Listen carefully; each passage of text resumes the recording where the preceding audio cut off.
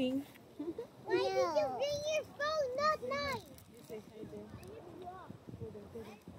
Go there and say hi to the camera. There. Let's see. Back. This is Zayus. He's eating bread, his favorite. This is his favorite bread. And this is Zylie. What do you have? I don't know. Do you want to have the sky flakes? Yes. Oh, she's having an orange. It's also her favorite. So today it's Saturday and it's the first sunny day in winter, no, in spring.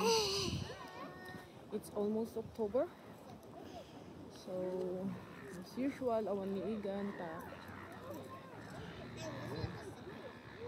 We waited for Jane, their daddy, before we come here because he went to sleep and now he's sleeping again.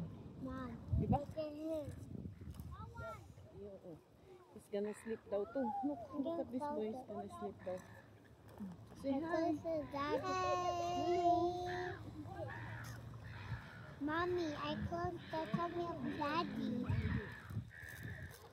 So, we're having a picnic, Saturday picnic. Ito lang Kaaruba, 20 minutes away from our house. 30 minutes away, I think. I'm gonna eat later because I'm still full. Ni Zayus matnangan mat isunati. Tinubot nga nilutok itatay. Nga binalon daigan. Oh! Kasi Jai.